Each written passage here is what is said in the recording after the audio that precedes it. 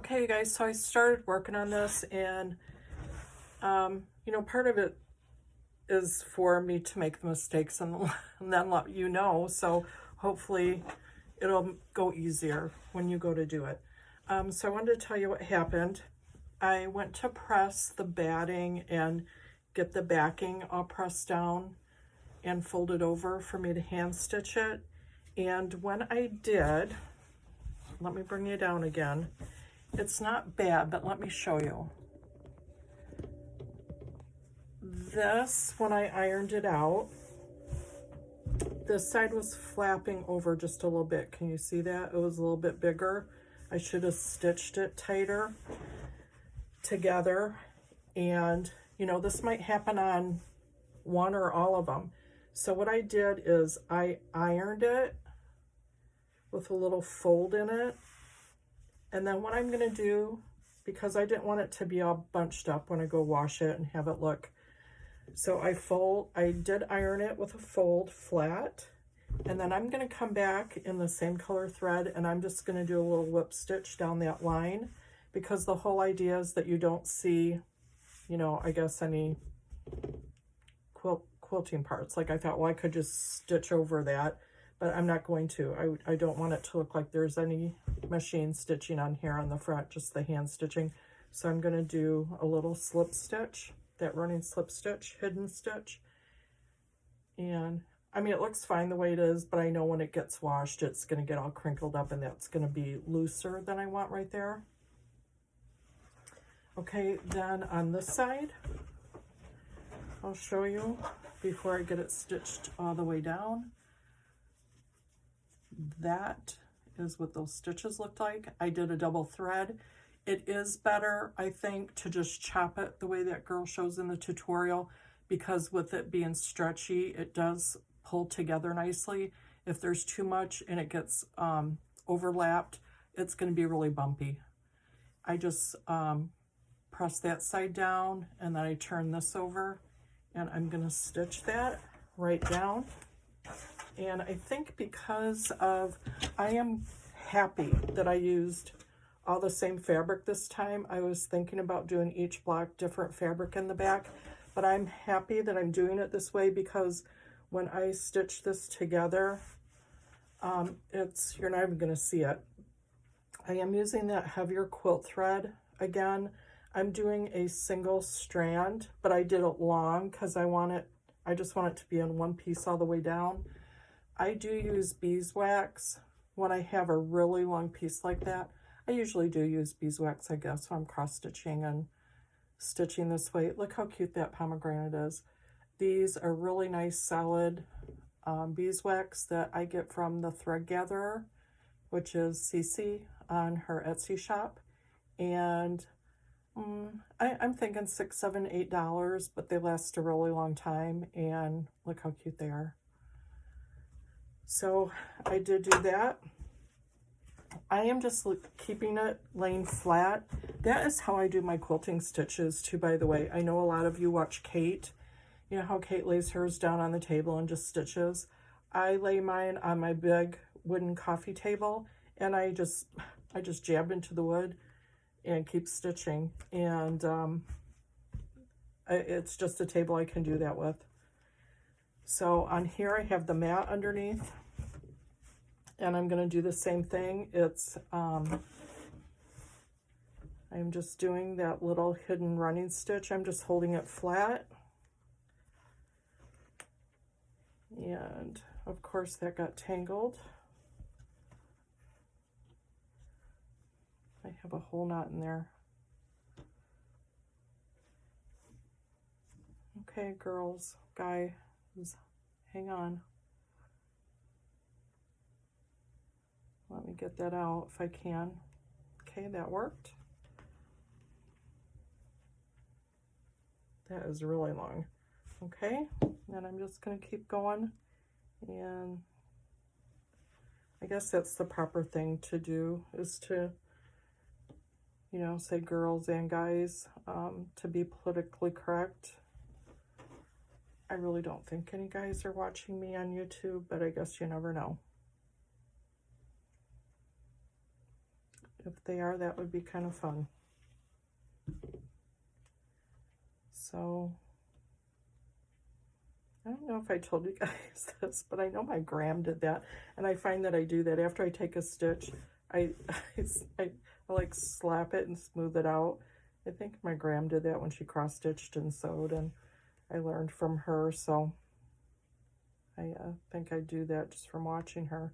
She didn't tell me to do that. I think I just, mimicking her, would do it and smooth out after I stitch. So I'm going to do that all the way down. You cannot even see where that seam is. I mean, you can see the seam, but you can't see the thread. And I guess that's something to think about if you use a busy pattern. You don't have to worry about matching any design or motifs up. Yeah, I'm gonna keep stitching, and then I'll come back and say bye to you. I am done stitching it. Oh, I am so excited about this. I really am. I'm excited because now that there's a couple stitched together, you can see that it's possible for it to be a really nice size quilt that by my next birthday, I'll be able to cuddle up with. And I hope you guys will have one of your own. So let me tell you what I figured out as I was stitching along. When you come to the end, okay, first of all, I was thinking I really like this because as I'm hand stitching, I can hide all my knots underneath with my stitching. There's nothing on the back that's gonna show, well, on some of these. I guess on this one, because I came off the edge, I was able to hide all my knots right underneath. I really like that. So then when I got to this part, I thought the same thing. Well, that's really good because I can tie off and hide all my knots underneath. So I stitched, this is the back, I stitched all the way down, and then I realized I started tying off. I caught part of the batting, and I'm going to have to snip that. I guess I'll do it right now because you have to make sure, just the way that we did the other one, I caught that batting. Let me snip it.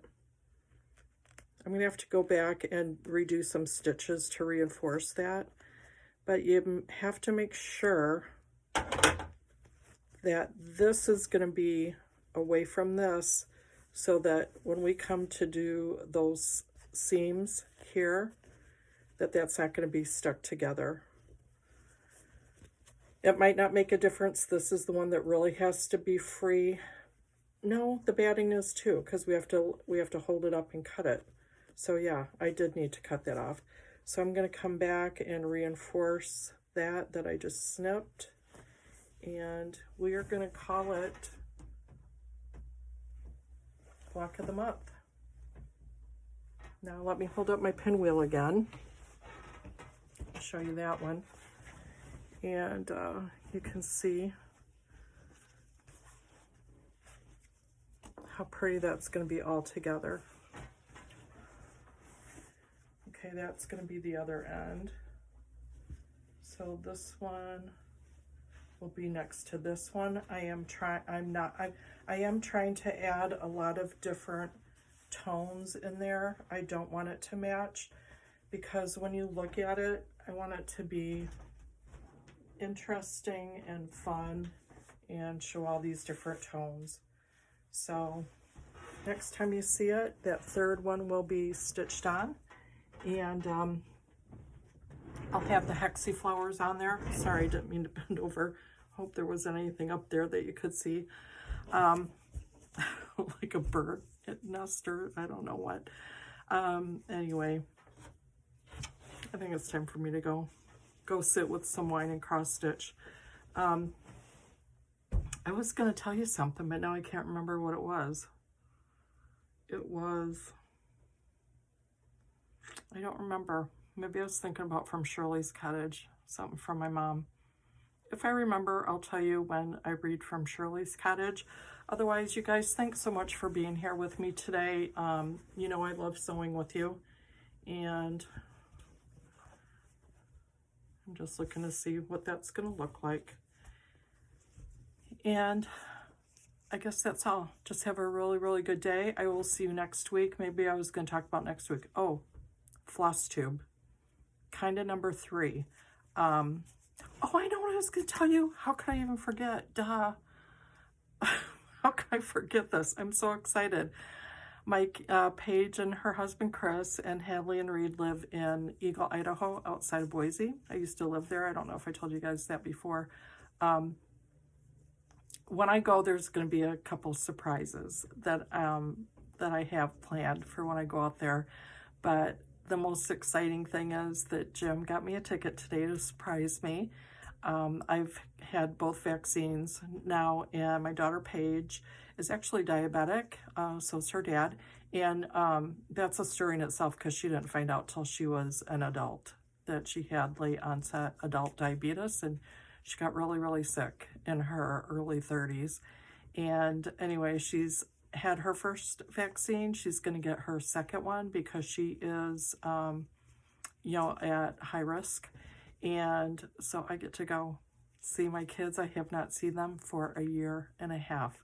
Reed turned 2 that whole year. Hadley went from 7 to 8, 8.5, and those are big changes, big changes. So just thinking about it makes me want to cry. How could I forget to tell you that? So I'm going to be going to see my kids. And again, I will have some big things planned and a couple of surprises when I go. So, okay, you guys have a really, really good day, and I will see you next week, and we will be cross-stitching. Okay, bye-bye.